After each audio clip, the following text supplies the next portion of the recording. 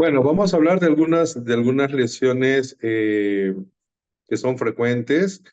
Eh, También iba a hablar de la fascitis plantar, que es un tema que me habían pedido. Entonces vamos a empezar con alguna de los temas que han sugerido para este webinar. Empezamos con la fascitis plantar. Es la inflamación del tejido grueso que conecta el hueso del talón con los dedos del pie. La función de este tejido grueso que se encuentra en la parte de la planta del pie es absorber el impacto que nosotros tenemos durante nuestro día, ya sea al caminar o al hacer algún tipo de actividad física como correr, saltar o hacer algún otro tipo de actividad cotidiana también. Y pues en muchas de las situaciones, este tejido conjuntivo, que se le llama así, que es un tejido grueso y duro, se suele inflamar. Y tiene ciertas características que voy a mencionar después, pero básicamente la función de la fascia plantar es esa, ¿no? Dar soporte a la planta del pie y absorber el impacto que produce el día a día en nuestra planta del pie para que nosotros podamos realizar nuestras actividades cotidianas o deportivas. Se caracteriza por presentar un dolor pulsante a nivel del talón. Generalmente el dolor usualmente se ubica a nivel del talón y es más evidente durante las mañanas cuando uno se levanta en la cama y empieza a dar los primeros pasos. Él da 2 o 3 pasos, 4 pasos y el dolor empieza a bajar. Lo mismo cuando está uno mucho rato sentado, al momento de empezar la marcha empieza a doler y el dolor después va pasando un poco. En muchas situaciones puede desaparecer, en muchas situaciones no, depende del grado de inflamación que tenga la fascia plantar. Dentro de las principales causas por la cual se produce la fascitis plantar está epidemiológicamente es más frecuente en las mujeres que en los hombres. Otra de las causas por las cuales se produce la fascitis plantar es el sobrepeso, algo que tiene mucho que ver en el tema de la aparición de la fascitis plantar es la biomecánica del pie. ¿Qué quiere decir? La forma del pie. Nosotros tenemos un pie con un determinado arco. Cuando el arco es muy exagerado, se le llama pie cabo. Cuando no hay nada de arco, se le llama pie plano. Y en el intermedio hay ciertos niveles, ¿no? Hay un pie cabo leve, moderado, severo y pie plano leve, moderado o severo. Entonces, una vez que nosotros podemos identificar algunas de las causas por las cuales se produce esta fascitis plantar, podemos empezar el tratamiento. Otra de las causas por las cuales se puede producir una fascitis plantar es en aquellos trabajos o en aquellas situaciones en donde la persona está mucho rato parada o usa zapatos que no son muy apropiados, ¿no? Para poder estar mucho tiempo de pie. Zapatos con taco alto, de poca base o con la punta angosta. Básicamente es el calzado que usan las mujeres.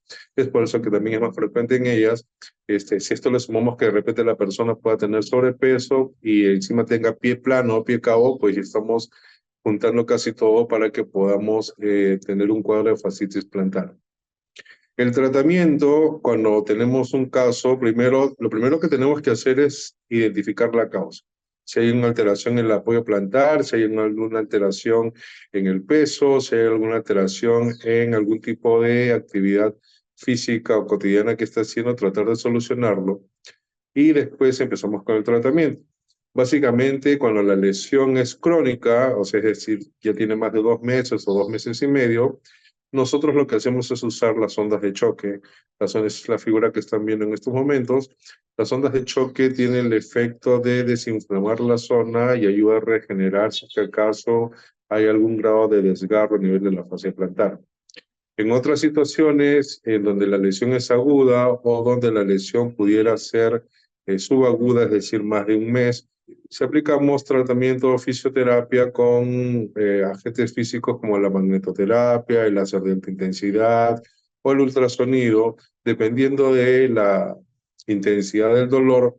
Y posteriormente ahí empezamos a realizar cierto tipo de ejercicios que nosotros mismos podemos orientar al paciente para empezar a fortalecer y tonificar la, este, la fascia plantar, que es la que ha estado afectada. Generalmente cuando tenemos una lesión la zona afectada o la zona lastimada, lo que pasa es que se tiende a debilitar. Y si nosotros simplemente nos limitamos a dar el tratamiento y no hacer un fortalecimiento, lo más probable, lo más seguro es que el dolor se vaya a volver a repetir. Entonces lo que tratamos de hacer nosotros es fortalecer la zona para que el dolor o la lesión no se repita. Una lesión que es muy frecuente es la tendinitis. La tendinitis es una inflamación de la estructura que conecta el músculo con el hueso. Esta tendinitis lo que hace, este tendón, perdón, lo que hace es permitirnos el movimiento de los diferentes partes del cuerpo, ¿no? Por ejemplo, yo para poder flexionar un brazo, tengo que hacer uso del músculo bíceps y el tendón que se inserta a nivel del hueso en el brazo, en el antebrazo, y de esta forma yo puedo flexionar los músculos o puedo estirarlos. Entonces, en ciertas situaciones, como golpes o movimientos mal ejecutados o en sobrecargas de trabajo, este tendón se puede inflamar produciendo una inflamación que se le llama tendinitis. Toda terminación en itis significa inflamación. Ahora, existen situaciones en donde esta tendinitis, cuando ya tiene mucho tiempo de evolución, pasa a llamarse tendinosis. ¿Qué significa la tendinosis? Significa que tenemos una inflamación del tendón ya de mucho tiempo y la estructura o la calidad del tendón va variando. Es decir, se transforma en otro tipo de tejido que no es tan elástico, no es tan resistente y nos va a permitir, y no nos va a permitir realizar un movimiento adecuado o apropiado, ocasionándonos dolor o molestia. Si la tendinosis continúa, es decir, si esta inflamación subaguda o crónica continúa, de la tendinosis pasamos a la tendinitis cálcica. La tendinitis cálcica significa que ya tenemos una lesión ya más intensa, en donde parte de este tendón se calcifica o se pone duro como una piedra. En estos casos, muchas veces el tratamiento podría ser quirúrgico o en caso de tendinitis cálcica, las ondas de choque van bastante bien, pero se tienen que hacer varias sesiones, un promedio de 3 o 4 sesiones, se hacen una vez por semana, con una determinada cantidad de dosificación, que es un poquito largo. Lamentablemente, el tratamiento sí es un tanto doloroso, pero es la mejor forma de evitar una cirugía. Entonces, lo ideal es identificar qué es lo que está ocasionando esta tendinitis para que no se convierta en una tendinosis o peor en una tendinitis cálcica. ¿Cuáles son las causas de la tendinitis? Movimientos mal ejecutados, movimientos repetidos, golpes, torceduras, son algunas causas de esta lesión. Movimientos repetidos, por ejemplo, inclusive en cierto tipo de profesiones, como por ejemplo personas que trabajan con las manos, que trabajan mucho con las manos, por ejemplo, los odontólogos o personas que trabajan en el ramo de la estética, en salones de belleza, en donde tienen que hacer peinados y diferentes movimientos con las manos para que puedan realizar pues una determinada maniobra en lo que respecta a la parte de estética, ¿no? En el corte de cabellos, etcétera, ¿no? Por mencionar algunas de las situaciones, en pintores también ocurre.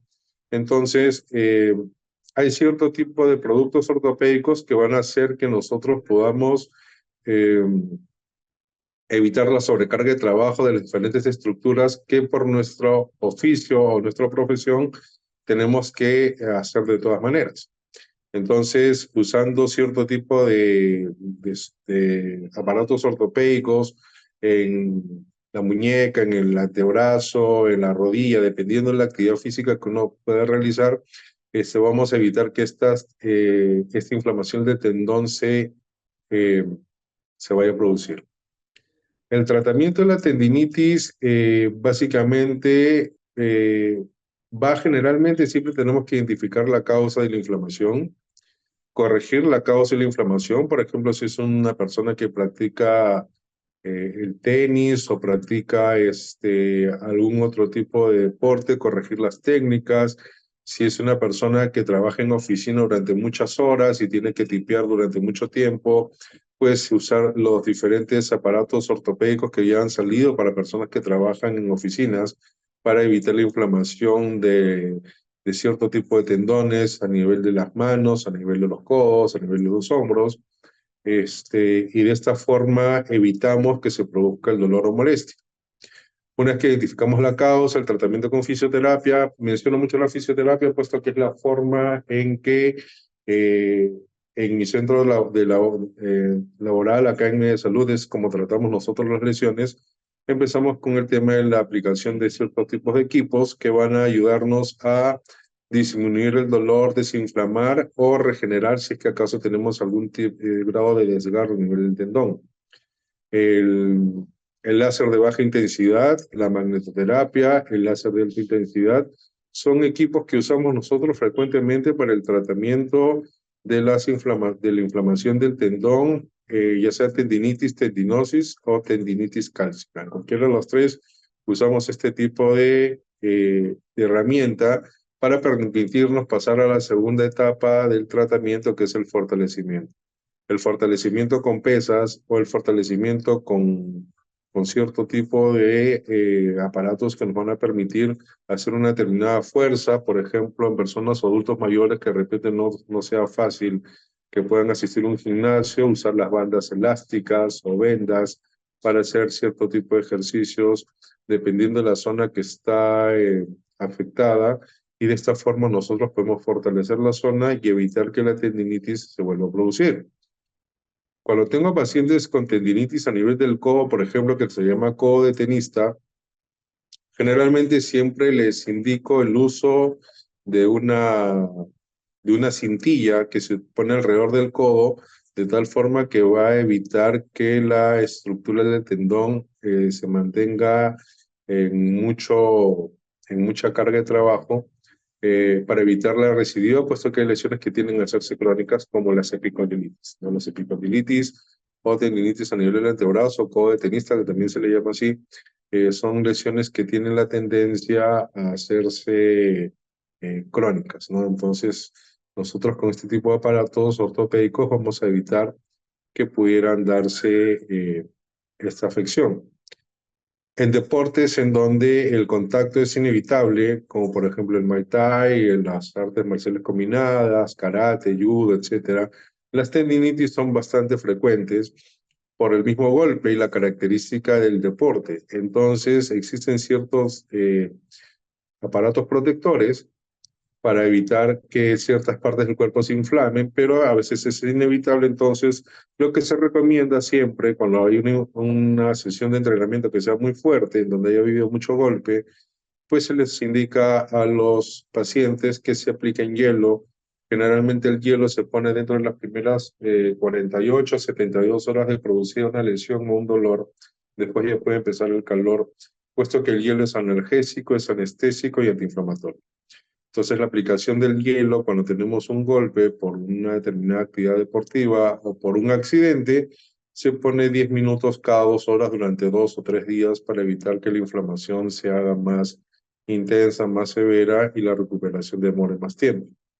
Es básicamente lo que hablamos de la inflamación o las tendinitis. Cuando tenemos un desgarro del tendón, ya estamos hablando de otro tipo de situación, tenemos que evaluar cuál es la actividad física de la persona, cuál es la edad de la persona, cuál es el objetivo de la persona, para ver si se le indica algún tipo de tratamiento invasivo como una cirugía o de repente quizás con un tema de fisioterapia, fortalecimiento e inmovilización sea suficiente. Eso ya se somete a criterio del médico y de la evaluación que se haga durante la consulta médica al paciente. El síndrome del túnel carpiano es otro de los temas que me pidieron tocar. Es una lesión que tiene un compromiso básicamente neurológico. Y como ven en la figura, se afecta básicamente esa parte de la mano, ¿no? El dedo índice, el dedo pulgar, índice, el medio y la parte interna del dedo anular. Es una lesión que puede llegar a ser bien discapacitante, si es que acaso se llega a inflamar bastante, puesto que, como les dije, es la compresión de un nervio, es el nervio mediano el que se ve comprometido, y esta nos puede producir mucho dolor, inclusive la persona pues puede llegar a no poder ni siquiera sostener un lapicero. ¿Por qué se produce la inflamación de este nervio mediano?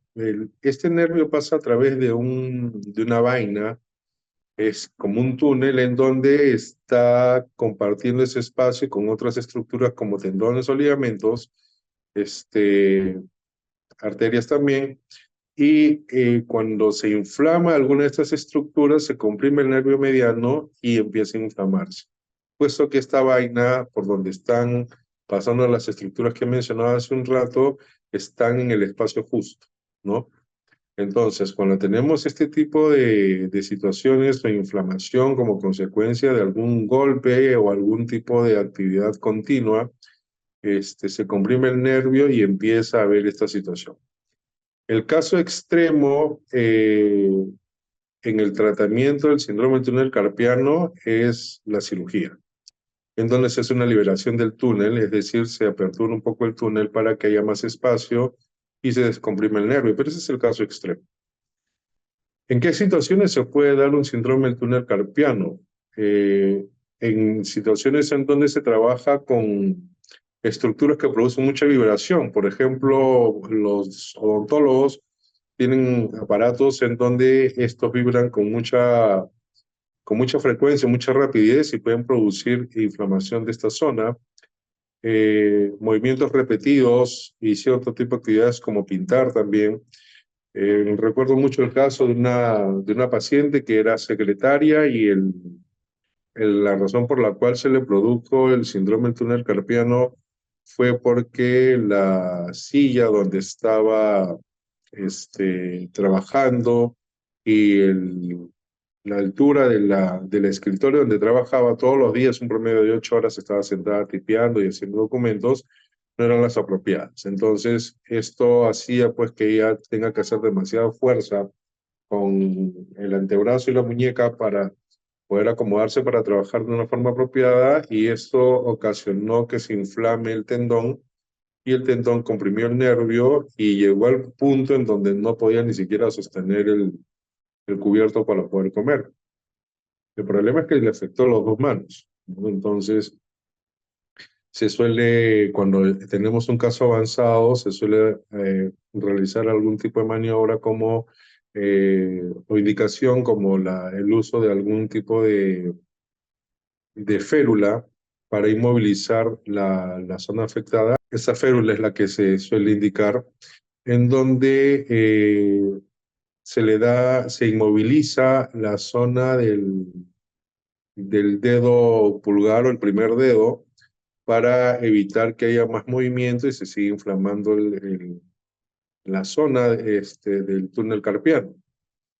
Otra de las cosas que yo suelo aplicar es la mesoterapia. La mesoterapia es un tratamiento que es medicina alternativa en donde aplico lidocaína, que es un anestésico, junto con un antiinflamatorio a nivel de la piel en varios puntos para que de esta forma, una forma más directa, el medicamento actúe y haga su efecto antiinflamatorio de tal forma que la estructura que esté inflamada a nivel del túnel carpiano se desinflama. Como es un compromiso neurológico, se dan cierto tipo de medicamentos para desinflamar la zona neurológica. Acá el tema de la fisioterapia es bastante importante para que podamos desinflamar la estructura del túnel que esté inflamada y esté produciendo la compresión a nivel del nervio mediano y después el fortalecimiento de la zona para evitar que se vaya a producir nuevamente.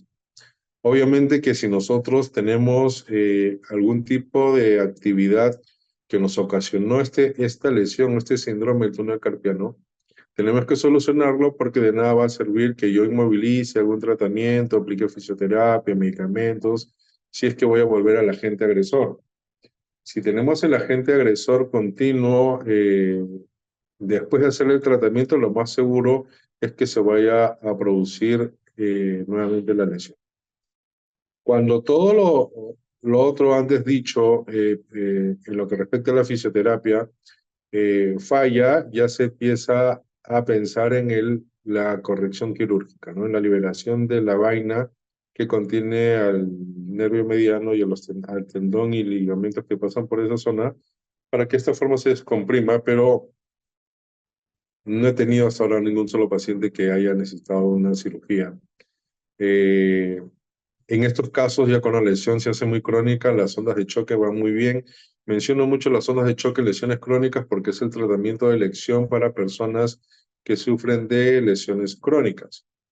Y esto combinado con el láser de baja intensidad y la aplicación de hielo da muy buenos resultados, evitando pues que la persona pueda seguir sufriendo de esta lesión o molestia. Cuando nosotros hablamos de lesiones, en general se tiene que tener en cuenta que existen ciertos pasos que nosotros debemos seguir, y esto es para que ustedes sepan qué es lo que se debe hacer cuando una persona se lastima.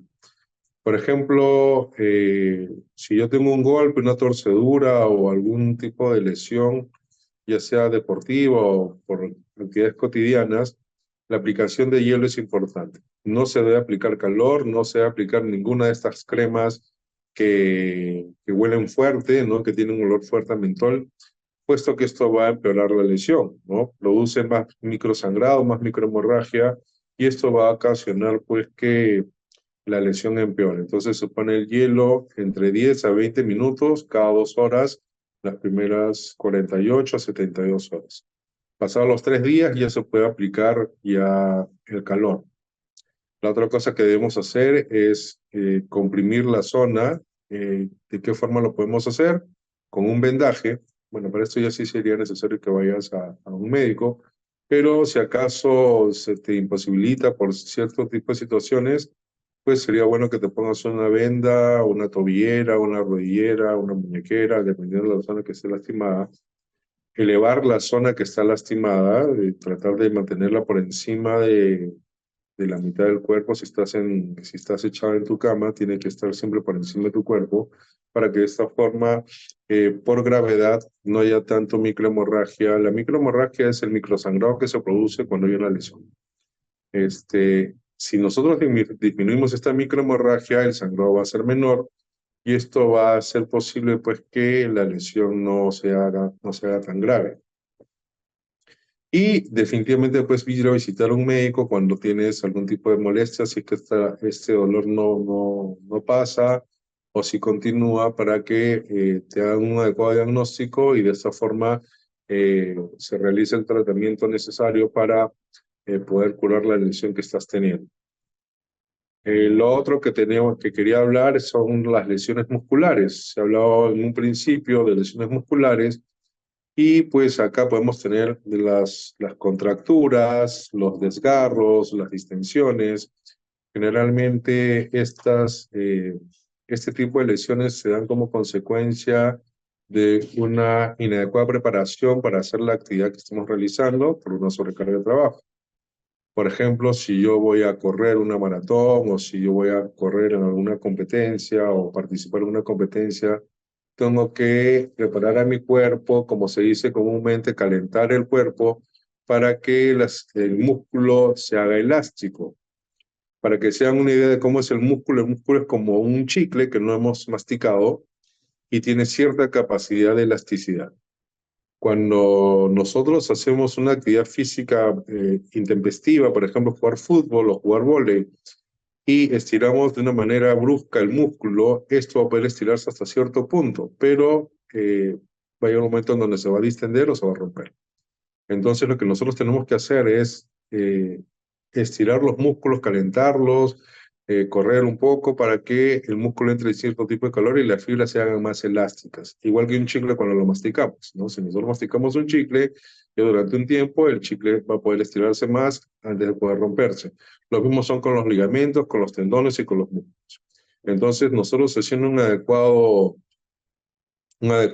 calentamiento, preparación del cuerpo para la actividad física que podamos realizar, vamos a evitar poder tener una lesión a nivel muscular como un desgarro, en donde ya hay ruptura de fibras musculares, la cual va con un sangrado, puede haber hematoma en la zona que se produjo la distensión, el desgarro muscular, y puede ser incapacitante para poder realizar actividades cotidianas, inclusive hasta por 3 o 4 semanas, dependiendo de la severidad del desgarro Y el tratamiento es importante. Tenemos que saber bien si es una contractura muscular o si es un desgarro muscular.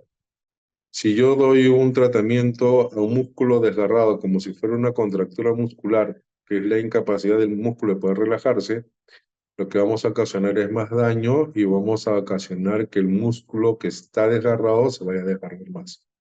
Entonces, tenemos que tener en cuenta bien el diagnóstico de la lesión muscular que estamos viendo para que de esta forma no vayamos a hacer más daño.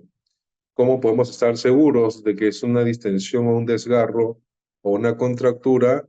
Pues con una ecografía de partes blandas del músculo lastimado o mejor aún una resonancia nos ayudaría mucho a tener un adecuado diagnóstico a nivel del músculo que está afectado para poder dar un adecuado tratamiento.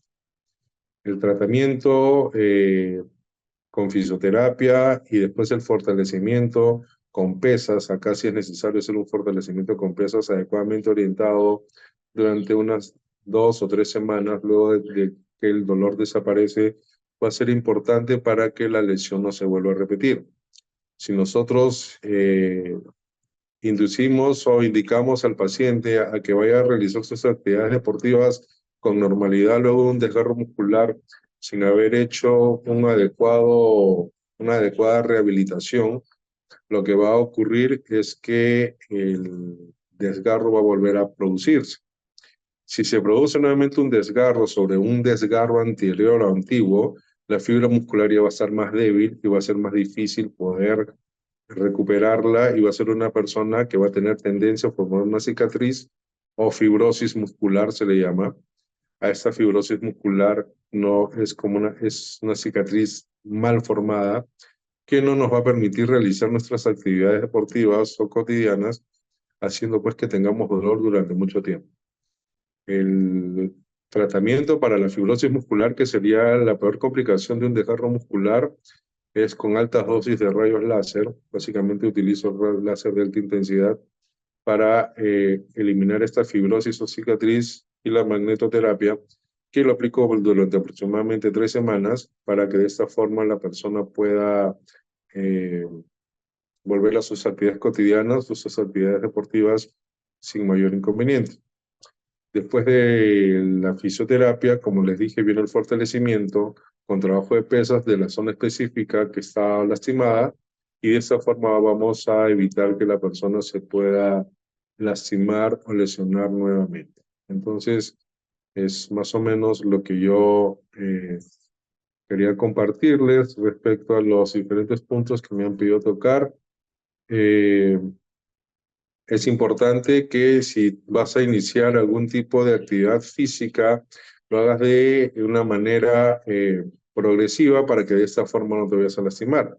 Preparar un poco el músculo, preparar un poco las diferentes estructuras que forman la articulación, para que de esta forma pues uno pueda realizar su actividad física o su actividad cotidiana sin mayores inconvenientes y de esta forma podamos nosotros realizar nuestro deporte sin tener muchas complicaciones y pues que nos produzcan más estrés si es que acaso se presenta una lesión. No sé si hay alguna pregunta. El tema del dolor lumbar tiene que verse qué ocasiona el dolor lumbar, ¿no?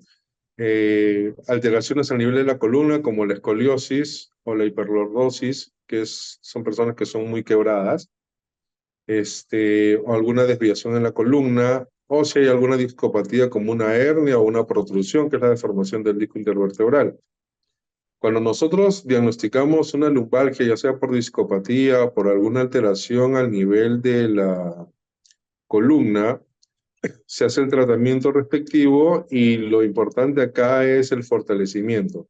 Tengo muchos pacientes que vienen con dolores a nivel de la columna lumbar con la indicación de que no hagan mayor actividad física y esta puede ser la peor indicación que se le pueda dar a una persona que sufre de lumbalgias, porque lo que necesitamos nosotros es mantener fortalecido y tonificado la zona abdominal, la zona lumbar y la zona glútea. Entonces, el ejercicio por excelencia para las personas con lumbalgias, ya sea por discopatías o por contracturas o por alteraciones a nivel de la formación de la columna, es la natación. La natación en estilo libre, y de la natación lo que me interesa más es el pateo. También tengo pacientes que me dicen que no saben nadar, entonces le digo, póngase al borde de la piscina y haga el pateo. Es lo que me interesa porque necesito fortalecer estas tres zonas que mencioné hace un rato.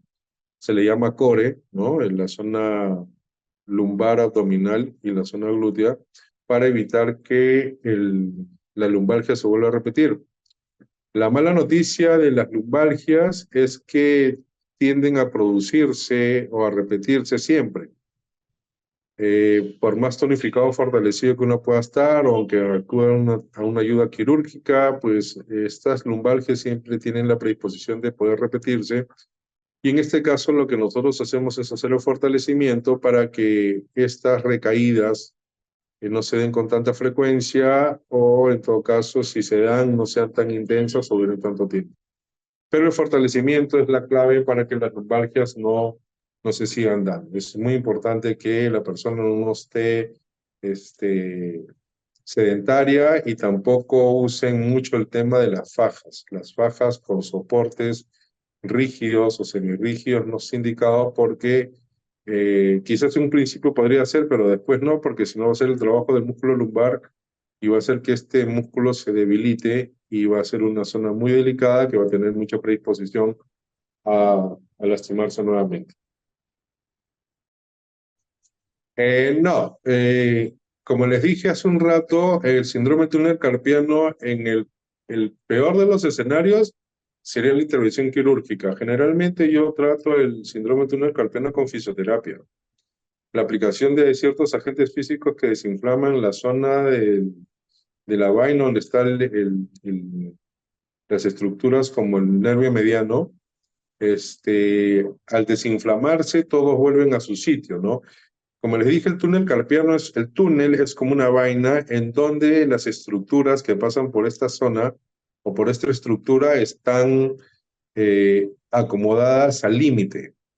Todas tienen que conservar, vamos a ponerlo así, todas tienen que conservar su peso. Si alguien engorda o se inflama en esta estructura o vaina, lo que va a hacer es presionar a las demás estructuras. Pero cuando tú presionas un nervio, este produce dolor. Entonces lo que yo tengo que hacer es desinflamar la estructura que esté inflamada, para que de esta forma el nervio ya deje de estar comprimido, y de esta forma puedan realizar y puedan volver a sus actividades cotidianas sin inconvenientes. Bueno, una de las cosas que yo suelo recomendar para evitar las lesiones en los deportistas es por ejemplo, hablando de la fascitis plantar, el uso de las plantillas ortopédicas. Son necesarias para evitar que la fascitis plantar se vuelva a producir. Entonces, para esto tenemos que hacer un estudio del pie. Se, se le hace un estudio del pie para ver cómo está la estructura de la planta del pie, y en base a esto se confeccionan las plantillas ortopédicas. La otra cosa que tenemos que tener en cuenta en el caso de la fascitis plantar es el uso de el calzado. ¿No? Hay calzados para ciertos deportes que deben ser adecuados. Por ejemplo, las personas que tienen la tendencia, que les gusta hacer el tema de correr carreras o maratones, tienen que usar las zapatillas apropiadas para hacer este deporte. Si nosotros usamos zapatillas para jugar fulbito, para correr una maratón, vamos a terminar con dolores. Si usamos zapatillas para hacer tenis de campo, para correr una maratón o para salir a hacer vóley, por ejemplo, vamos a tener problemas en la planta del pie, porque la estructura de estos calzados son totalmente distintos. Entonces van a producir sobrecarga a nivel de la fascia plantar, ocasionando dolor o molestia. Y si ya tenemos una malformación o una alteración en la biomecánica de la planta del pie, como pie plano o pie cabo, pues esto se soluciona con el uso de las plantillas ortopédicas, para que de esta forma nosotros podamos realizar nuestras actividades cotidianas o deportivas sin inconveniente. Ya, si sufres del túnel carpiano, primero no hagas ningún ejercicio mientras tengas el dolor, porque lo que va a producir es más inflamación y el síndrome va a continuar. Una vez que ya pasa el dolor o ya no tienes la molestia, yo indico mucho el tema de usar estas pelotas de Hebe. y lo que hay que hacer es presionarlas. Las presionas de tal forma que vamos fortaleciendo la zona o la musculatura del antebrazo y la musculatura de la mano. Porque una de las cosas que suele pasar es la atrofia muscular a nivel de la mano, a nivel de la palma de la mano. Entonces tenemos que nuevamente tonificar esta parte que está afectada en el síndrome túnel carpiano. La musculatura también del antebrazo también se ve afectada. Entonces, cuando nosotros usamos estas pelotas de Heavy y las presionamos varias veces a lo largo del día, aparte de desestresarnos, porque es un aparato que se produce que se usa para el estrés también, nos va a fortalecer los músculos de la mano y los músculos del antebrazo para que el síndrome del túnel carpiano no se vuelva a repetir. Pero esto no se debe hacer hasta que el dolor desaparezca en su totalidad, porque si no va a seguir molestando nuevamente. Cuando la lesión se repite desde el 2018 hasta ahora, ya ha pasado casi 6 años, significa que la última fase del tratamiento no ha sido la más apropiada, ¿no? Me refiero al fortalecimiento. El tratamiento no termina cuando el dolor con la fisioterapia pasa. Ahí es cuando la fisioterapia es la herramienta que me va a permitir poder realizar la segunda parte de la rehabilitación para que yo pueda fortalecer las zonas. Entonces, si estás teniendo estos dolores que no son tan continuos y que son esporádicos, pero que los tienes ya desde hace mucho tiempo, mi recomendación sería que hagas un adecuado fortalecimiento, pero sí te recomendaría antes que te hagas una evaluación para ver en qué situación está el tendón de la mano y ver si acaso necesitas primero la fisioterapia para después pasar a hacer el tema del fortalecimiento. El fortalecimiento se indica según la zona afectada con ligas, con pesas, con mancuernas, con bandas elásticas. Depende de la zona afectada para que de esta forma, pues, esta lesión que en el caso tuyo, en la persona que hizo la pregunta sobre la tendinitis, ya podría ser crónico. Las tendinitis se van. Cuando yo tengo pacientes con tendinitis, generalmente pues se van sin dolor y vuelven a hacer sus cosas normales. Si el dolor persiste, quiere decir que el tratamiento no se concluyó, no se dio de una forma apropiada y tiene que realizarse pues nuevamente el tratamiento para que se vaya, porque la tendinitis no es una lesión que no se vaya a ir, no es una enfermedad degenerativa como la artrosis o la artritis o la condromalacia, que son enfermedades que sí no se curan, ¿no? Pero una inflamación sí se cura, pero tiene que ser un adecuado tratamiento y un adecuado fortalecimiento. Esperamos que no sea la última vez, esperamos volverlo a tener muy pronto. Y muchas gracias a todas las personas que se han conectado el día de hoy y sobre todo muchas gracias a Cobertura Médica por este espacio, siempre acompañándonos, profesionales para ustedes.